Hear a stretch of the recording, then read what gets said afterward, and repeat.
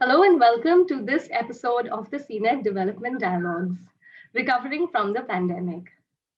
Today we have with us a very special guest, Professor Jayati Ghosh.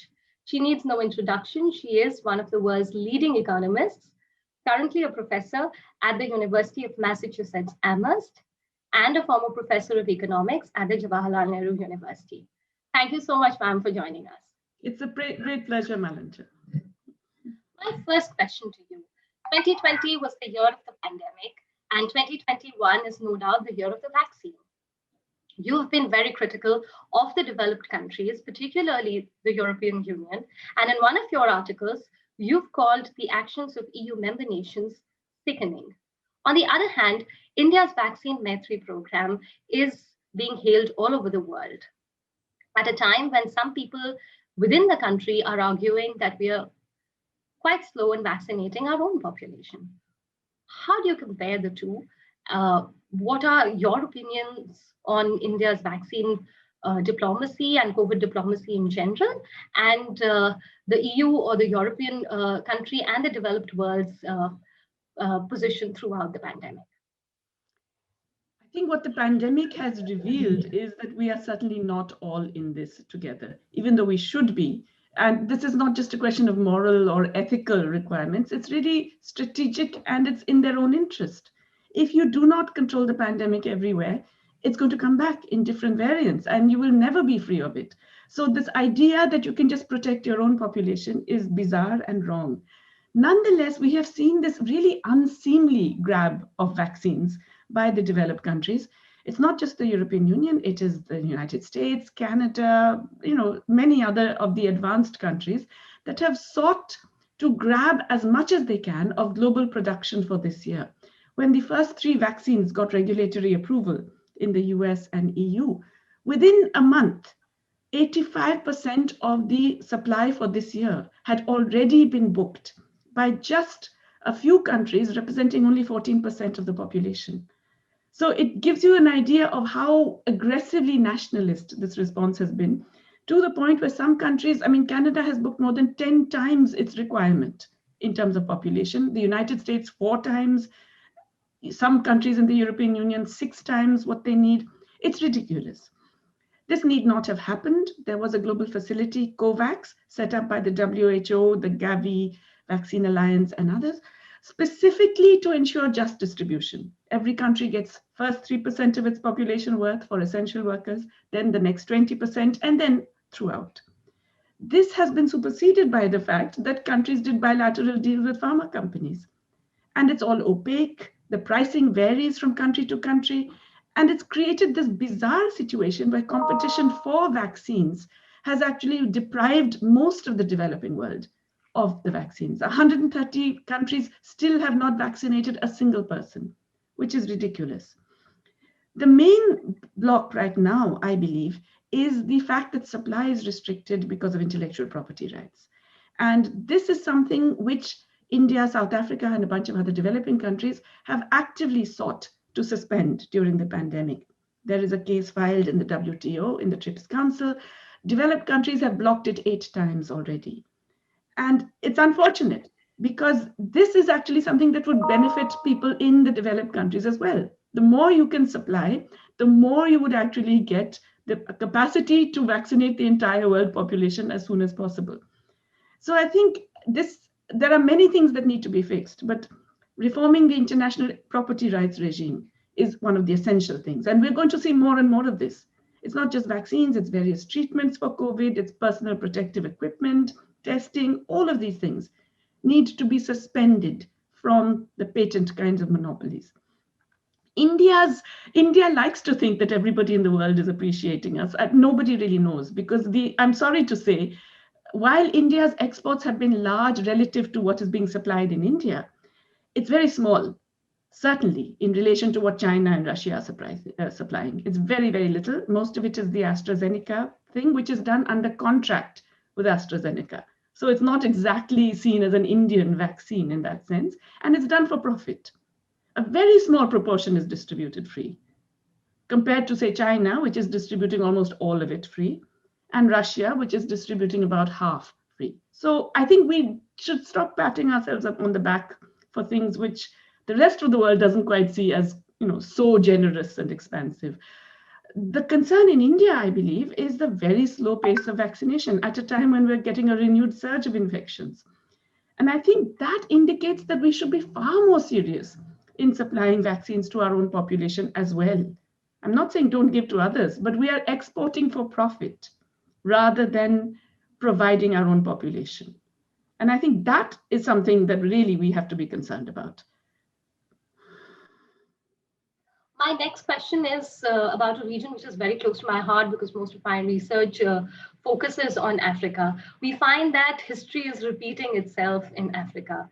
The continent is again in the grip of a massive debt crisis and looking at probably a decade of misery again. So we are back at the 1980s somewhat. What would you blame this time, or who would you blame this time?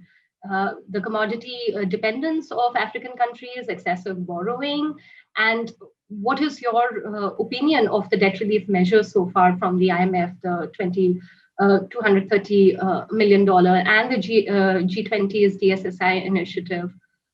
Again, what policy options do African nations have? So the causes of the debt crisis, obviously, they're always multiple. It's certainly the case that African countries were able to access debt on cheaper terms and more significantly than they had been for a while.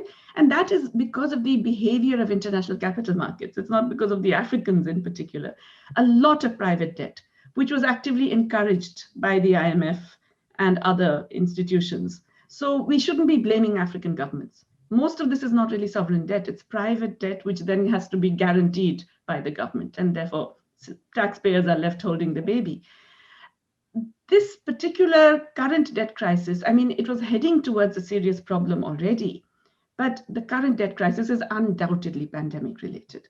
There's no question. This is force majeure of the most extreme kind. The kind of tsunami of the combination of health and economic crisis that hit Africa, collapsing exports, collapsing capital inflows, collapsing economies because of domestic lockdowns, in addition to the need to pay for health expenditure. Even today, many African countries are paying more in debt service than they are in their public health, which is obscene. But it's also because a lot of the initiatives that were undertaken immediately in the aftermath of that, when the start of the pandemic, have failed. The DSSI, the debt service suspension initiative, really, nobody took it up practically. Very, very few countries availed of it, essentially because it was only a moratorium. That is to say, the interest payments kept piling up. It was not even a standstill, which suspends interest payments altogether. And that would have been the most obvious move. That is what many advanced country governments have done for their own domestic companies and debtors. But they did not do this for the external debt. And so obviously it didn't really work very much. The latest G20 initiative is again, I think, facing very, very serious problems. Once again, it's very little, very late, but also because they are correctly emphasizing that private creditors have to buy into this, that they also have to face the haircut. It can't just be official creditors. Because if official creditors take all the pain, then all that happens is that the countries then pay the private creditors instead. In other words, it's a complete free riding on that particular debt restructuring. So this latest G20 initiative wants private creditor buy-in. What has happened?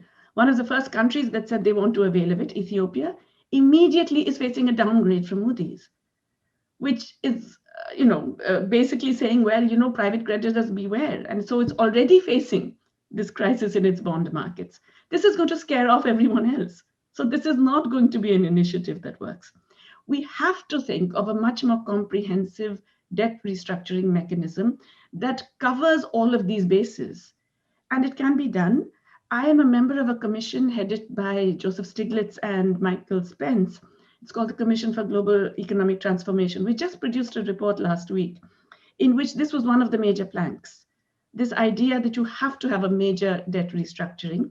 And there are clear ways in which this can be done. It's just that the international community has to realize there is no alternative, that the alternative will be a disorderly collapse of these debt mechanisms particularly in Africa, but I would argue in a bunch of other developing countries as well. So I think there's no longer any excuse for the global community and the IMF to pretend that they can kick this can down the road, because that can just gets bigger and bigger, and it's going to start rolling towards you very soon. Now, this takes me to the other country, which is China. You've already said that private creditors have a big role in Africa's debt crisis, but China has been lending on very easy terms for a long time now. For nearly 2 decades, African nations have been able to access very easy Chinese money for huge infrastructure projects. So some have even called it debt trap diplomacy. So how do you explain or understand China's role in this crisis? I find it also fascinating that the same advanced countries that will not do anything mildly generous for the developing world get absolutely furious when someone else does. So it's the same with vaccines. They're furious that China is exporting vaccines, often free, mostly free, saying this is vaccine diplomacy. When you are grabbing words vaccines, why should you object if somebody else is willing to vaccinate the rest of the world's population? It's extraordinary. I think this is something similar here. Yes, China did lend extensively, but actually a lot of it was also grant. And as you mentioned, it's on very easy terms. A lot of it did give rise to white elephant projects, no doubt about it. But a lot of it also was in very useful infrastructure, which I think, as you have noted in your research, also forced other donors to change their patterns of lending and of aid and all of those things. Now, I think there is a case in some countries for excessive indebtedness to China and concerns that this could lead to the kind of thing that happened in Sri Lanka with the Hanman-Bota port, that you have to kind of give it up on a long lease or something. But overall, that's not really the debt problem in Africa today. Ultimately, the real debt problem in Africa today is that of private international creditors, not the Chinese government, not even the bilateral loans given by EU and US and so on. The big debt problem today is the private debt, which was allowed and actively encouraged to explode over the past decade. And I think to blame China for Africa's debt crisis is an extreme form of, how shall I say, you won't do something, you're angry if someone else does it. Then you're angry when they give better conditions. Then you're angry when they suspend the debt payments during the pandemic, which the Chinese have done. And they say, how dare you do that? It makes us look bad. I mean, this kind of thing is I would argue, a bit churlish at the very least. But more to the point, I don't think that African governments, for example, are particularly swayed by those arguments. I mean, they can see the immediate problems.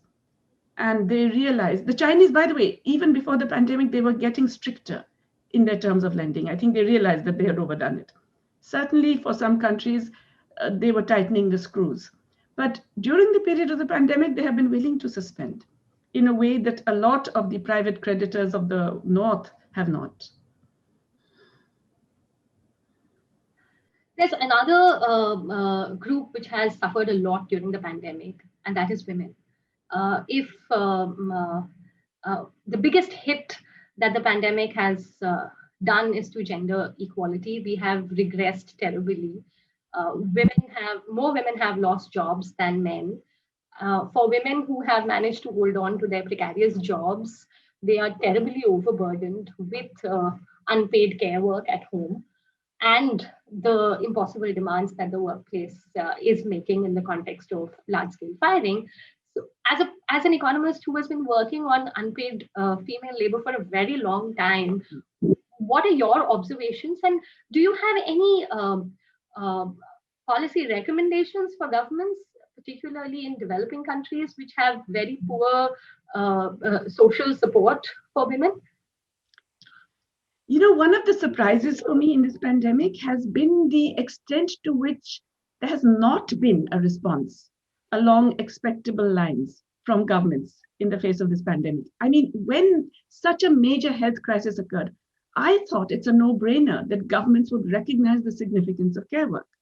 I thought that finally those involved, the frontline workers in the medical profession, public health workers, finally they will get their due. They will be recognized, they will be rewarded, they will be, socially appreciated. I thought all of these things would happen. To my surprise, none of this has happened. And of course, that has to do with, I believe, the broader cruelty of the macroeconomic process. The pandemic has destroyed employment opportunities. And we know that when jobs are scarce, women get rationed out of them. They get rationed out of good jobs, even in buoyant labor markets, but they definitely get rationed out of jobs when there's a poor labor market, when there's not enough jobs going. And that's happened across the world, including in India. But I still thought that governments would respond by massively increasing health expenditure and providing the kinds of care workers and the kinds of conditions of care work that are absolutely essential if you want to avoid future catastrophes like this. Some countries have, I have to say, it's not that no one has, some countries have definitely responded, but a large part of the global population is still in countries where governments have not responded in this way. And India is a classic example where we have barely increased health spending, even during the pandemic, where a lot of our frontline health workers didn't even get paid for months in the most severe circumstances, where their conditions have not improved. In fact, they have worsened for both frontline health workers and sanitation workers, who are all essential, absolutely essential to cope with this and future threats like this. And all the basic things that we would have had to do, like recognize, reward, respect, redistribute care work. We have not even begun to think of doing any of these things. So what would I advise governments, including the Indian government? Triple your health spending. Make sure that your frontline workers are treated as proper workers, proper employees, not volunteers who do not get minimum wages. Make sure that they have the right conditions in which to work. Dramatically increase the personnel at all levels. Okay, if we had to reach, for example, Sweden levels of care work per population, we would have had to increase the number of our care workers by 12 times. So forget 12 times, maybe double it, triple it. Because if you do not, it's not just that your society will be unequal, ill-fed, poorly, in poor health conditions and all of that, but our economies will not be resilient. We've seen that if you have the spread of a disease like this, even your economy collapses. It's in the government's own interest, it's in the economy's interest to spend much, much more on healthcare and to properly reward, recognize, and remunerate it. My last question is about the next decade. Way back in 2015, when the world leaders committed to the ambitious Sustainable Development Agenda, those were much better and happier times. And it seemed that, after the success of Millennium Development Goals, particularly the MDG on hunger, we could eliminate poverty and hunger. But here we are 5 years hence in a terrible shape. We are in a situation where most of the development challenges that the world always faced have exacerbated. Do you see that the possibility of transformative recovery in the next decade? Where do you see the world going? And if you have some hope, then where is that hope? What kind of action would sort of lead us to being able to achieve the SDGs in 2030? The SDGs were a hugely ambitious thing, much more ambitious than the MDGs for sure, and they were multi-pronged. I think one of the problems with them is that many governments didn't take them seriously. Let's admit it. I don't think the Indian government took it seriously. Even before the pandemic, we were nowhere near meeting zero hunger or even declining poverty. The only way we would meet it is by changing the definitions or something, So I think, and in some cases we were regressing, like hunger. We know that child hunger, child malnutrition increased even before the pandemic. So I think there were major problems with the SDGs, particularly in terms of the seriousness with which individual governments and the global community were engaging in them. Now, of course, the pandemic has meant a massive, massive setback, as you have noted. And I think the worst problem is that this, let's be honest, is a taste of things to come. You know, this COVID-19 is an appetizer course, and the main course, which is already upon us, is climate change, which is going to have such strong effects that will reverberate necessarily. We cannot even begin to imagine them. I mean, you know, please put on your seatbelts because we ain't seen nothing yet. This is definitely going to be a decade of immense challenges.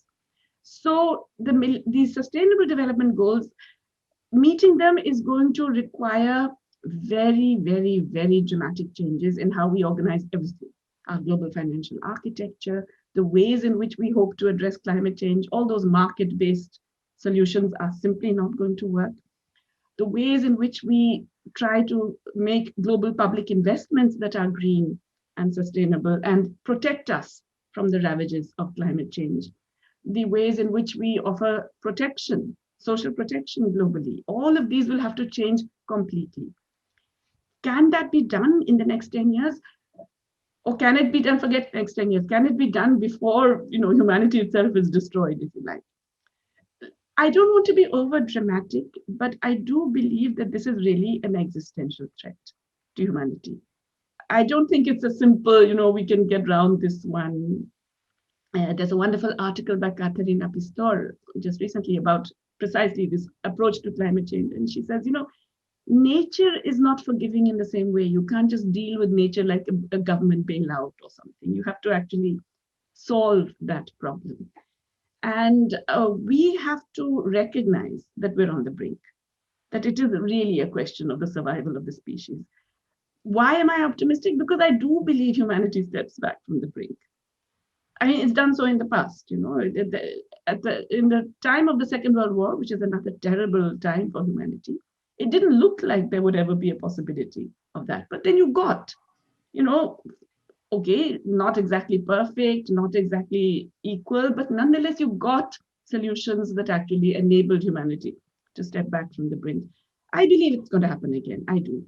And not just because, you know, I'm by nature an optimist, but I think it's also that when I see the younger generation, I do see people who are much braver, certainly, than all of us, much more courageous, but also much more imaginative in terms of the things that can be done. So I have a lot of faith in young people today.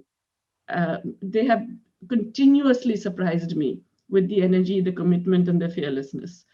And I have a feeling, and not just in India, but in many parts of the world, I have a feeling that, you know, we've left a very, very big mess, but somehow they're going to be able to face up to that challenge.